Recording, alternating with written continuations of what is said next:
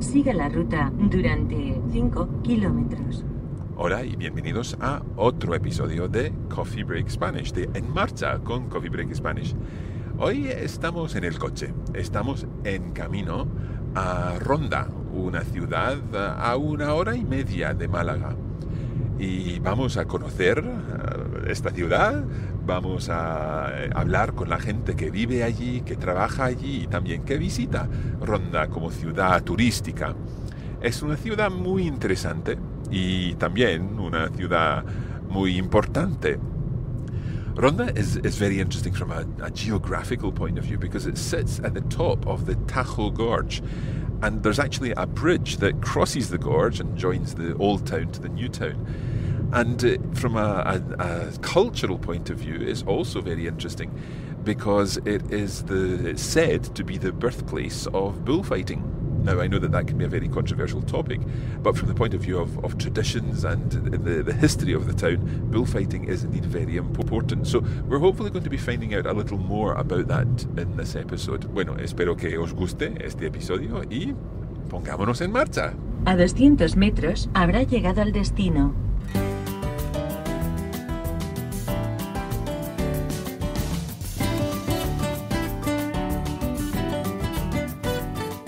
Ha llegado al destino. Now, before we go on, I would like to pick up on one little thing that you may just have heard on the sat-nav. The most recent thing that you heard would be ha llegado al destino. You have arrived, using the usted form, of course, at your destination. But did you hear what the earlier one said? Let's have a listen one more time. A 200 metros habrá llegado al destino. Ok, un poquito más despacio. A 200 metros habrá llegado al destino. So at a distance of 200 meters, habrá llegado al destino. That is, you will have arrived at your destination. Because haber conjugates in different tenses, just like any other verb. So the future tense of haber will be habré, habrás, habrá, habremos, habréis, habrán. So in this example, habrá llegado al destino. You will have arrived at your destination. We're using the future tense of haber with the past participle, and this together gives us the future perfect tense. So we can take the future tense of haber and combine it with any past participle to give us I will have done something, you will have done something.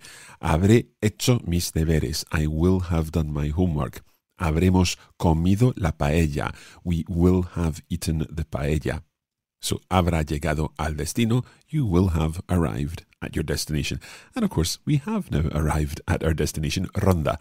And, as usual, we headed first to the tourist office to find out what this beautiful hilltop town has to offer.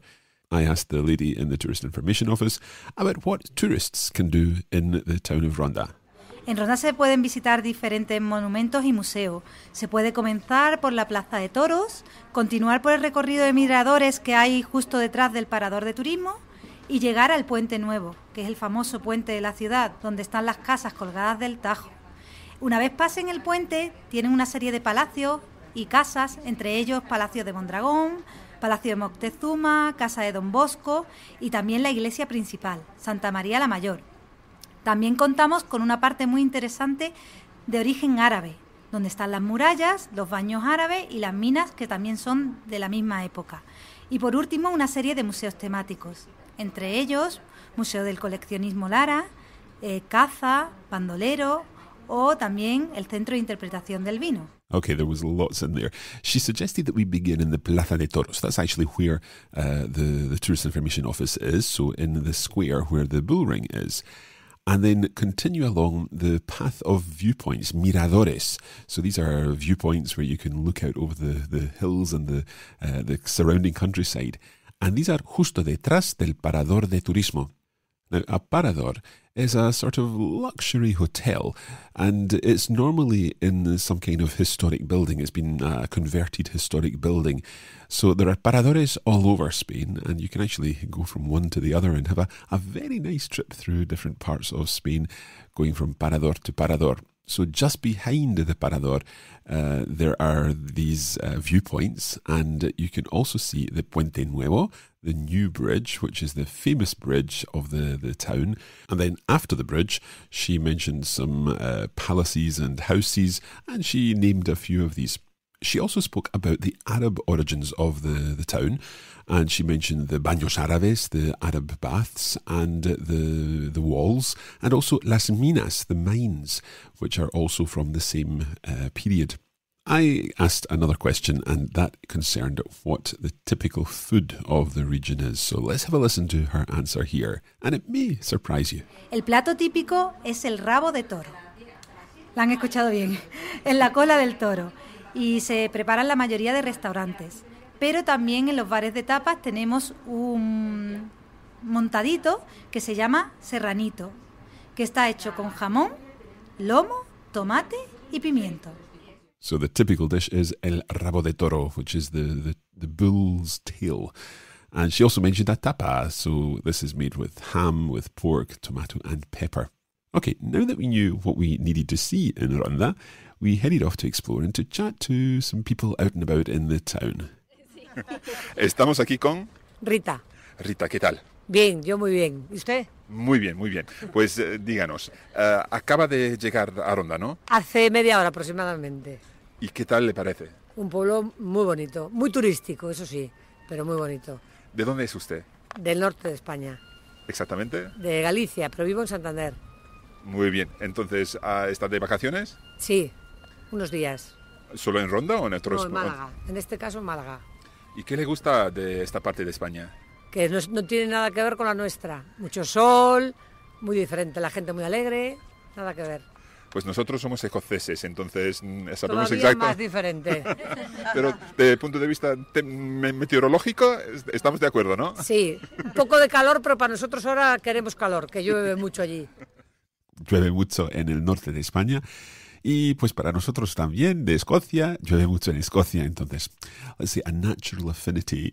Okay, we also spoke to Vicente, who is from Marbella on the coast and was up in Ronda for the day doing some business. ¿De dónde eres? De Marbella.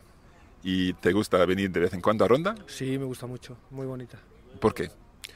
Por las vistas, por ejemplo, que tenemos aquí, la gente que es muy amable y bueno, y todo lo que es la serranía y el Tajo de Ronda, y yo diría un poco que para mí Andalucía en este caso es maravillosa, maravillosa. Diría que es maravillosa, sí, especial.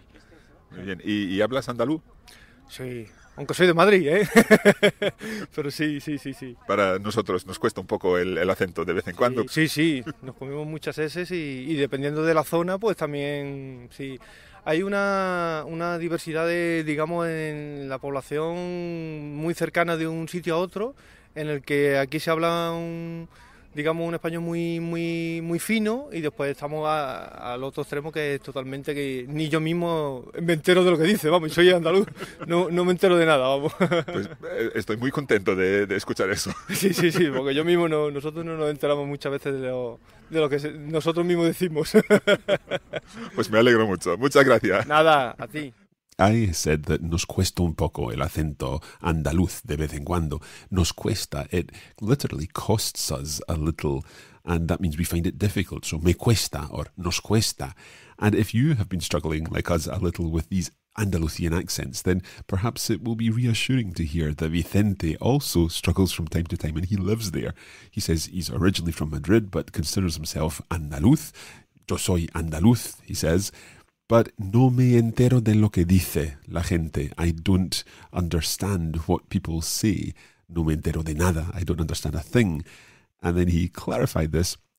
Nosotros no nos enteramos muchas veces de lo que nosotros mismos decimos.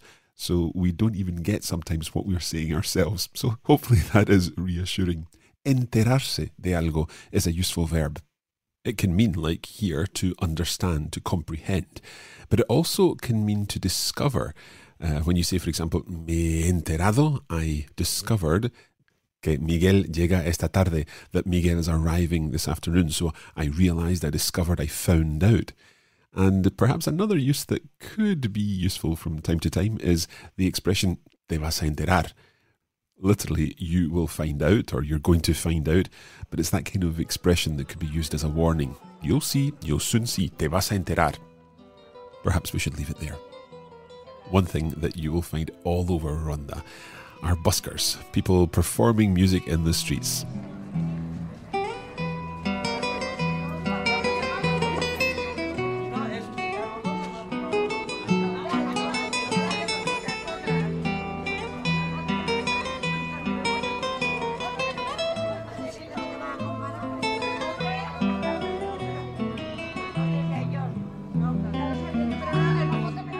We spoke to the guitarist when he finished playing, and it turned out that he and his dog were from Argentina.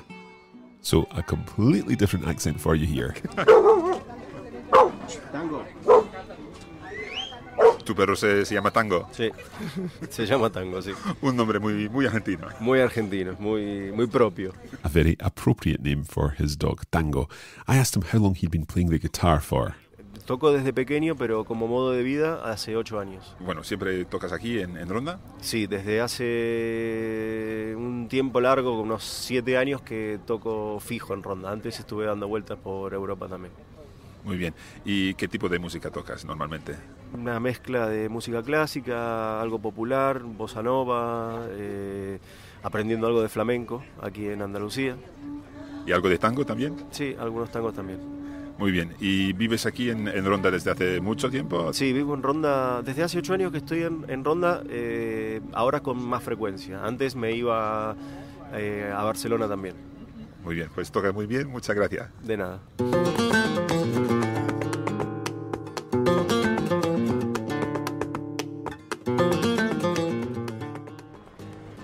Here we are in Ronda. We have had a wander around and we are now outside the Plaza de Toros, which is the home of bullfighting. And we've been talking to some of the people who are visiting here and asking them their thoughts on bullfighting. Let's listen to some of those opinions now. First of all, we spoke to Javier and Dolores, who were visiting Ronda on a day trip. ¿Habéis ya visitado la Plaza de Toros? No por dentro, no. No por dentro. No por dentro. La cuestión de los toros y todo eso es un tema un poco difícil. ¿Qué opináis vosotros? Es un tema muy controvertido. En mi caso, a mí los toros sí que me gustan, aunque entiendo que pueda parecer algo cruel para la gente que no los conoce o no los entiende. Sí, en mi caso, bueno, me gusta, es algo tradicional en España, lo respeto, pero también soy defensora de los animales y entiendo a todas las organizaciones que se ponen contra el toreo y contra este tipo de espectáculos. Perhaps a couple of words about the vocabulary used here. El torero is perhaps in English we would call the toreador, but the word toreador in Spanish doesn't really exist. No one uses the word toreador. It's torero or matador. And the adjective for all of this is taurino or taurina. So, for example, you could describe Ronda as una ciudad taurina or un pueblo taurino. The lady in the Tourist Information Office gave us a little more information on this. Ronda es una ciudad taurina y de hecho el toreo a pie comenzó en esta ciudad. Entonces, como tradición, pues nosotros seguimos contando una vez al año con corridas. Y después el resto del año pueden tener información taurina en el museo que está en la Plaza de Toros y también pueden visitar el edificio. Pero ya el tema taurino, y a favor o en contra, eso cada persona es muy personal, opcional. Los respeto, es una cosa muy española, pero no me gustan mucho los toros. He ido a alguna, pero no soy muy taurina. As we were preparing for our visit to Ronda, it was Flora who was doing the research on this particular town. So we're going to ask her some of the questions about Ronda. Flora, can you tell us a little about the history of bullfighting here in Ronda? I can. We're standing just outside the Plaza de Toros in Ronda, which claims to be the oldest Plaza de Toros in the whole of Spain. It was originally founded in 1572 as an equestrian school for the Spanish aristocracy. And I just wonder if our listeners can work out what 1572 would be in Spanish. 1572. Okay, it's always good to check your dates because it's a good practice for numbers. Yep, that's right. There's a bit of a legend about this whole bullfighting thing, isn't there? Yes, so when I was doing my research, I found out that, as we know, it had been used as an equestrian centre where the Spanish aristocracy trained to fight and also to ride on horseback. And during one of these fights, legend has it that a spectator named Francisco Romero jumped into the crowd and brought out his hat to act as what would now be the cape. And this was kind of taken on and mixed with the bullfighting that used to happen in the streets of Spain. And generations down the line, Pedro Romero was born. He was a direct descendant of Francisco Romero. That was his grandfather. He's arguably the most famous Spanish bullfighter in Spain because it was from him that modern Spanish bullfighting was born. So the idea of bullfighting, in a sense, has always been present in Spanish culture. But the actual ceremony of a bullfight in the traditional way, that was what was born here in Ronda. Yes, that's right. Something very interesting about bullfighting is that there's a lot of ceremony behind each of the bullfights. There are costumes, there's almost ballet-like movements with the cape. Some of the costumes have been designed by world-famous fashion designers like Armani, for example. So it really is quite an occasion. And obviously from the people we've spoken to, there are differing opinions about this, but the one thing that everyone seems to agree on is the fact that it is a key part of tradition here in this part of Spain, indeed all over Spain. Yeah, from the people we've spoken to, it seems that they are actually all very proud of the tradition, even if they then go on to say that they don't necessarily agree with it. It is something that they acknowledge as part of their culture, but it is true that it's a very controversial topic in Spain, especially in the past few decades. Bullfighting is undoubtedly a polemic issue, una cuestión polémica, muy polémica. Pero el escritor Ernest Hemingway ha dicho algo muy interesante sobre esto. ¿Qué ha dicho, Flora? Ha dicho, I'm going to say it in English because he wrote it in English. He said, anything capable of arousing passion in its favour will surely raise as much passion against it. So there you have it, in the words of Ernest Hemingway. You really do encounter everything here in Ronda. We've come across a Cantabrian musician who's brought his bagpipes with him and a tour group following him. So I think the tour group has actually brought their own musician with them to entertain them because they're all dancing and singing in the streets. Fantastic. Qué bien.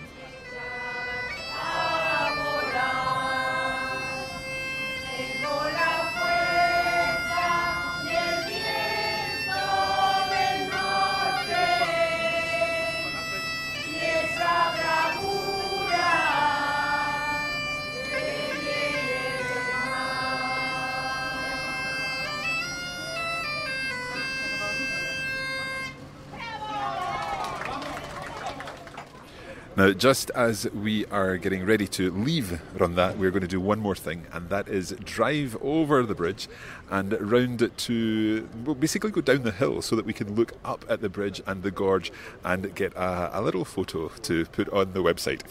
Entonces, estamos casi listos para terminar este episodio. Esperamos, claro, que os haya gustado.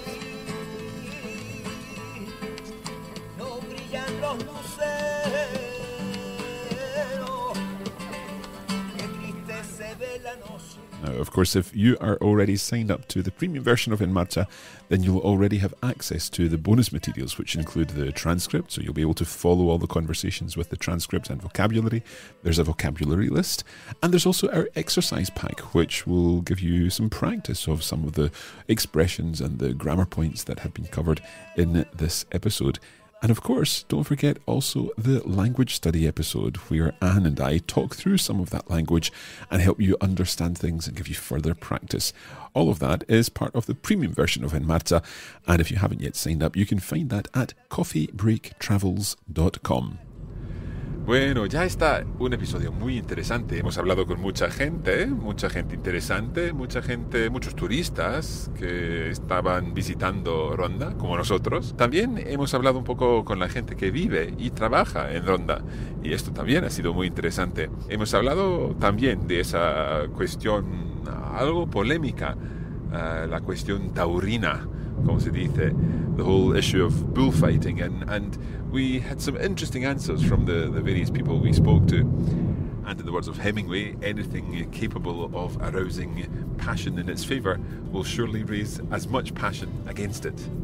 And with that, we will say muchas gracias y hasta la próxima con En Marcha con Coffee Break Spanish. Venga, hasta luego.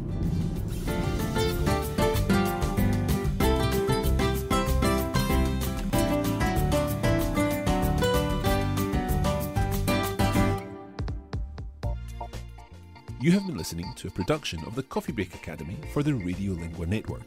Copyright 2019 Radiolingua Limited. Recording copyright 2019 Radiolingua Limited.